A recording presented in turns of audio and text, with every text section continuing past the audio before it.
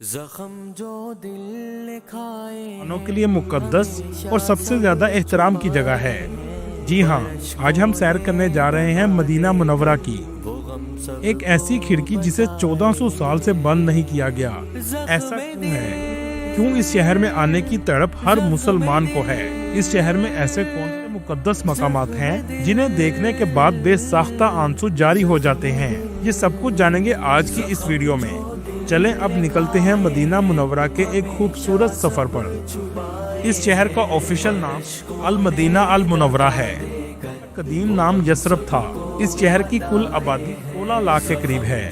یہ شہر پرما سے 440 کلومیٹر کے فاصلے پر واقع ہے۔ اس شہر کی اہمیت میں اضافہ تب ہوا جب ہمارے پیارے اور آخری رسول صلی اللہ علیہ وآلہ وسلم 622 عیسوی میں مکہ سے مدینہ ہجرت کر کے تشریف لائے۔ اسی وجہ سے یہ شہر دنیا کا سب سے خوش قسمت شہر ہے جہاں ہمارے آخری نبی صلی اللہ علیہ وآلہ وسلم نے اپنے قدم مبارک رکھے، اور یہ مسلمانوں کے لیے سب سے مقدس مقام ہے جہاں ہر مسلمان جانے کی اپنے دل میں تڑپ رکھتا ہے۔ آج کی ویڈیو دیکھنے کے بعد اس شہر میں جانے کی تڑپ میں مزید اضافہ ہوگا۔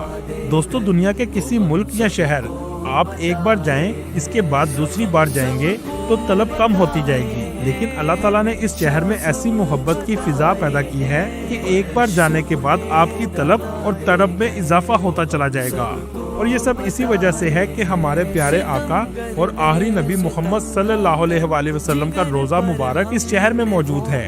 یہ صرف میرے لیے ایک ویڈیو نہیں، بلکہ میرے مدینہ شریف میں گزرے ہوئے دنوں کے جذبات ہیں جنہیں لفظوں میں بیان کرنا انتہائی مشکل ہے۔ دوستو، دنیا کے شہر اور ممالک کو قدرتی خوبصورتی اور جدید لائف سٹائل کی وجہ سے خوبصورت کہا جاتا ہے، لیکن روحانی خوبصورتی اور روحانی سکون اتنا ہے کہ دنیا کا ہر خوبصورت شہر اس کے آگے پھیکا پڑ جاتا ہے۔ اس شہر میں ایسے بہت سے مقامات موجود ہیں جو اسلام کی تاریخ اور آپ صلی اللہ علیہ وآلہ وسلم کی ذات مبارک سے تعلق رکھتے ہیں۔ اس شہر کا رقبہ 599 مربع کلومیٹر ہے۔ شریف میں عربوں کے علاوہ پاکستانی، بنگلہ دیشی، انڈین اور مصر کے لوگ بڑی تعداد میں آباد ہیں۔ مدینہ شہر کے مرکز میں دنیا کی دوسری بڑی مسجد موجود ہے جسے مسجد نبوی کہا جاتا ہے۔ آپ صلی اللہ علیہ وسلم کا روزہ مبارک بھی اسی مسجد میں بنایا گیا ہے۔ مسجد نبوی ایک وسیع و عریض مسجد ہے جو لاکھوں نمازیوں کو ایک ساتھ نماز پڑھنے کی گنجائش فراہم کرتی ہے۔ مسجد نبوی کی موجودہ توسیع کے بعد اس میں 10 لاکھ سے زائد نمازی ایک ساتھ نماز ادا کر سکتے ہیں، لیکن حج یا رمضان المبارک کے مہینے میں 20 لاکھ تک بھی لوگ نماز ادا کر سکتے ہیں، کیونکہ اس مسجد کے چاروں اطراف میں بہت بڑے صحن بنائے گئے ہیں۔ آپ صلی اللہ علیہ وآلہ وسلم کے روزے کی زیارت کے لیے لاکھوں مسلمان سارا سال آتے ہیں۔ مرد حضرات باب الاسلام گیٹ سے داخل ہوتے ہیں اور آپ صلی اللہ علیہ وآلہ وسلم کی محبت میں آنکھیں آنسوؤں سے بھر جاتی ہیں۔ یہ وہ مقام ہوتا ہے جہاں پلکیں بھی بڑے ادب سے اٹھائی جاتی ہیں۔ یہ گیٹ مسجد کا قدیم ترین گیٹ ہے۔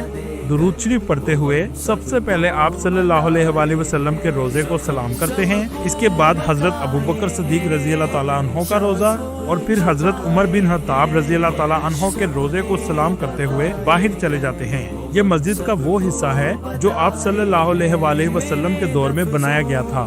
مسجد نبوی کا سب سے اہم حصہ ریاض الجنہ ہے، جسے جنت کے باغوں میں سے ایک باغ کہا جاتا ہے۔ احادیث کے مطابق روزہ رسول صلی اللہ علیہ وآلہ وسلم سے لے کر آپ صلی اللہ علیہ وآلہ وسلم کے منبر تک کے ایریے کو ریاض الجنہ کہا جاتا ہے۔ یہ مسجد کا سب سے مقدس مقام ہے۔ اس جگہ 8 پلرز موجود ہیں جن کی اہمیت بھی بہت زیادہ ہے۔ ان پلرز کو باقی پلرز سے بہت الگ رکھا گیا ہے۔ نمبر 1 پلر، جہاں آپ صلی اللہ علیہ وآلہ وسلم نماز ادا کرتے تھے۔ دوسرا پلر جسے حنانہ کہا جاتا ہے، جہاں ایک درخت تھا جو آپ صلی اللہ علیہ وآلہ وسلم کی جدائی میں روتا تھا۔ تیسرا پلر، جہاں نبی کریم صلی اللہ علیہ وآلہ وسلم توبہ کرنے والوں کو قبول فرماتے تھے۔ چوتھا پلر، یہ وہ جگہ ہے جہاں پیارے آقا صلی اللہ علیہ وآلہ وسلم آرام فرماتے تھے۔ پانچواں پلر، جہاں آپ صلی اللہ علیہ وآلہ وسلم سے مختلف وفود ملاقات کے لیے آتے تھے۔ چھواں پلر، جہاں جبریل علیہ السلام حضور اکرم صلی اللہ علیہ وآلہ وسلم سے ملاقات کے لیے آتے تھے۔ ساتواں پلر، یہ وہ جگہ ہے جہاں آپ صلی اللہ علیہ وآلہ وسلم رات کو تہجد کی نماز ادا کرتے تھے۔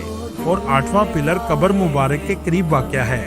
ریاض الجنہ میں حضرت امام حسین رضی اللہ تعالیٰ عنہ اور امام حسن رضی اللہ تعالیٰ عنہ نے پرورش بھی پائی۔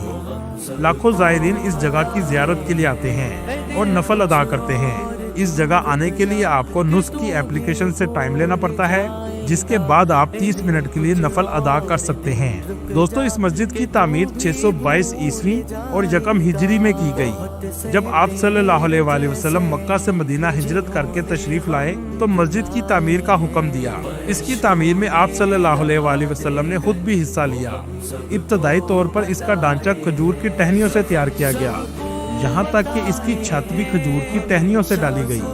दोस्तों, यहाँ आपको एक हैरानकुन बात बताता चलूं, जब आप आक़ाए दो जहां आप सल्लल्लाहु अलैहि वसल्लम के रोज़ा मुबारक पर खड़े होंगे तो बिल्कुल आपके पीछे एक खिड़की मौजूद है जो 1400 साल से कभी बंद नहीं हुई, क्योंकि एक अजीम सहाबी ने अपनी बेटी से वादा किया था कि ये खिड़की कभी बंद नहीं होगी और ये आज भी खुली है।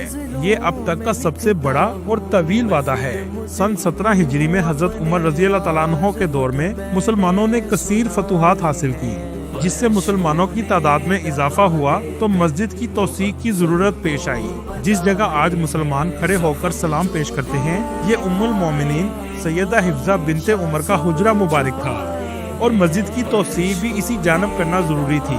मसला ये था कि सैयदा हिफ्जा रज़ी अल्लाह तआला अन्हा को हिजरा हाली करने के लिए आमादा किया जाए, जिसमें इनके शोहर हजरत मोहम्मद सल्लल्लाहु अलैहि वसल्लम सोया करते थे। जब हजरत उमर रज़ी अल्लाह तआला अन्हु ने अपनी बेटी को हुजरा हाली करने का कहा तो आप फूट फूट कर रोने लगी और इनकार कर दिया। इसके बाद हजरत आयशा रज़ी अल्लाह तआला अन्हा ने मुदाहलत की तो हजरत हिफ्जा रज़ी अल्लाह तआला अन्हा ने एक शर्त रखी कि इनके लिए एक खिड़की रखी जाए जहां से वो अपने महबूब शोहर की कब्र मुबारक को देख सकें और वो कभी बंद ना हो। चुनाचा हजरत उमर रज़ी अल्लाह तआला अन्हु ने ये शर्त मान ली। 1400 साल से ये खिड़की आज तक खुली है। जो भी इस मस्जिद का मतवल्ली बना है, इसने इस खिड़की की देखभाल की और इस वादे को भी आज तक निभाया जा रहा है। इस्लाम से पहले ये शहर यसरब कहलाता था। ये एक तजारती कस्बा था।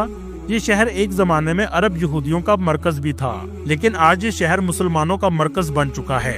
इस शहर की गलियां बाजार आपको साफ सुथरे नजर आएंगे।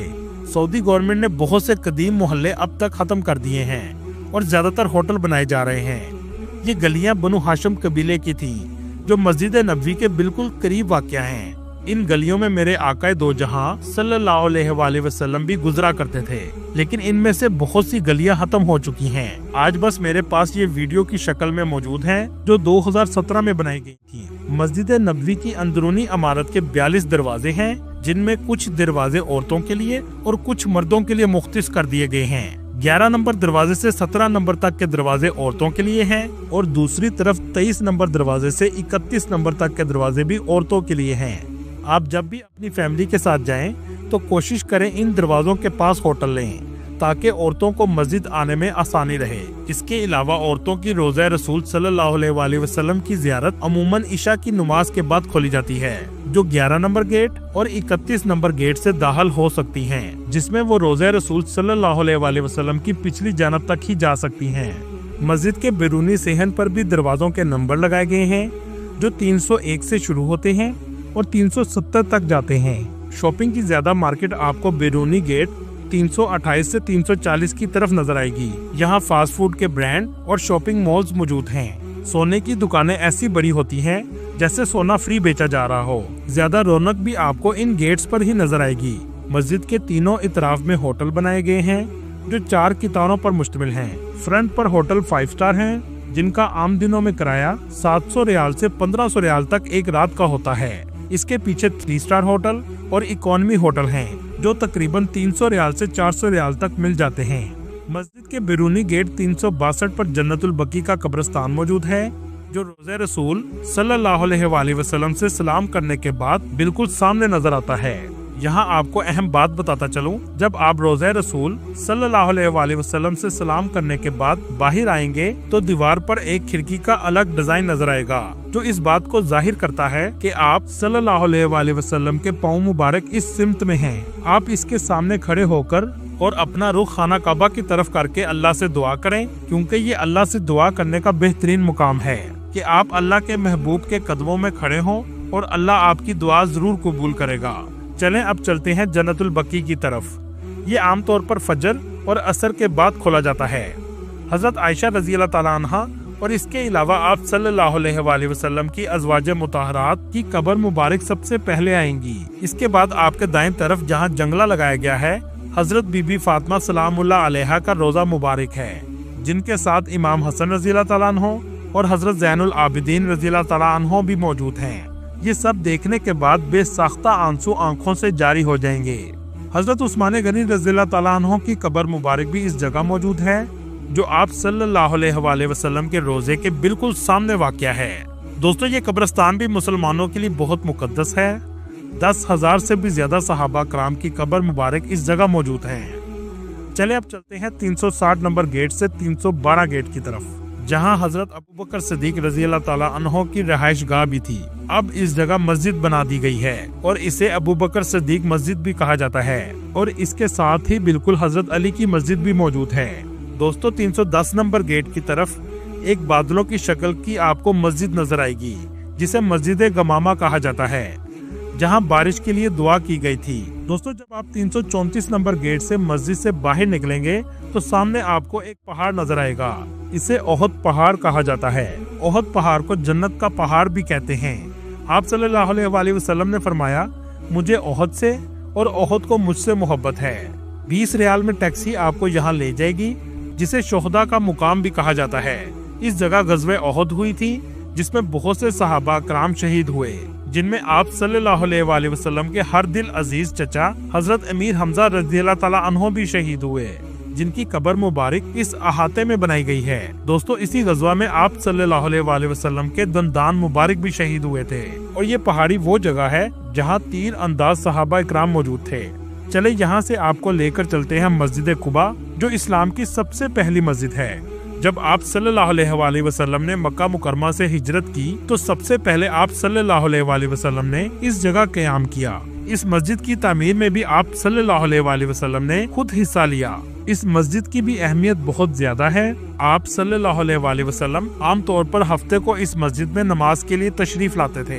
یہ مسجد نبوی سے 3 کلومیٹر کے فاصلے پر ہے۔ آپ اگر 310 گیٹ سے باہر نکلیں گے تو پیدل مسجد قباء جانے والوں کے لیے بہت خوبصورت راستہ بنایا گیا ہے، جسے دنیا کا سب سے خوبصورت ترین ٹریک بھی کہا جائے تو غلط نہ ہوگا۔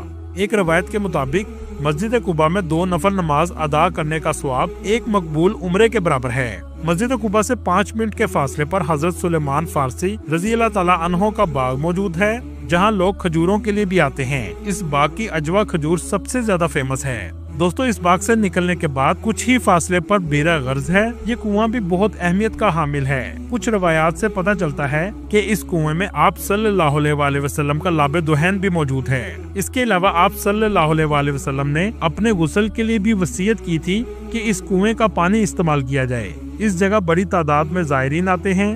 دوستو، اس کنویں کو جنت کا کنواں بھی کہا جاتا ہے۔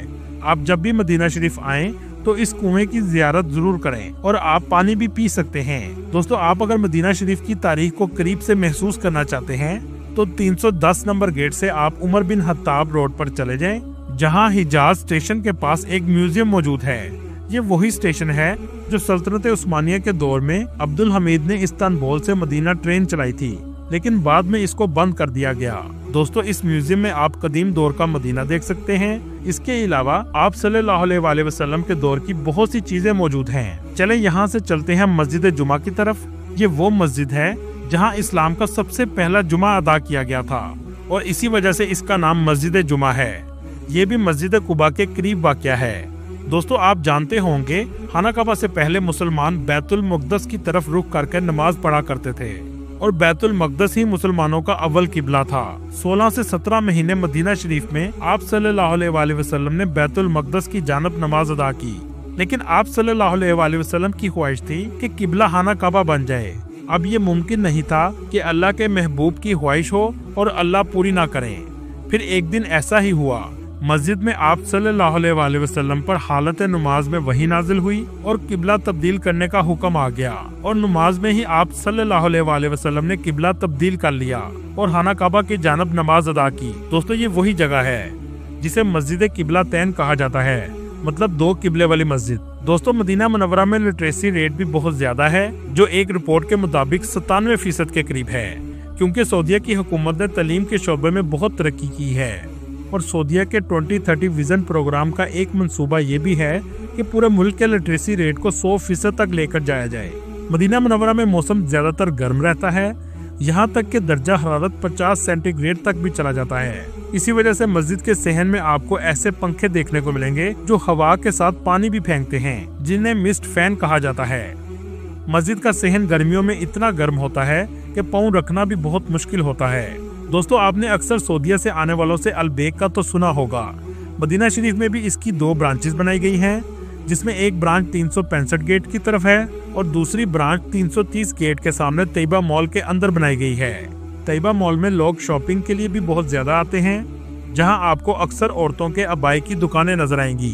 बांग्लादेशी, इंडियन और पाकिस्तानी ज्यादातर होटलों में काम करते हैं। रूम की सफाई करने वाला तकरीबन 1000 रियाल से 1500 रियाल तक सैलरी लेता है, जिसमें खाना और रहाइश होटल की होती है। दोस्तों, इसके अलावा भी बहुत सी ज़ियारतें मदीना शरीफ में मौजूद हैं, जो हम आपको एक और वीडियो में दिखाएंगे। पूरी दुनिया घूमने के बाद भी आपको सबसे ज्यादा सुकून इस शहर में आकर मिलेगा। अल्लाह ताला आपको और मुझे बार बार इस शहर में आने की तौफीक दे, आमीन। वीडियो देखने के बाद एक बार दुरूद शरीफ जरूर पढ़िएगा और वीडियो कैसी लगी कमेंट में अपनी राय का इजहार जरूर कीजिएगा। अगली वीडियो तक अल्लाह हाफिज।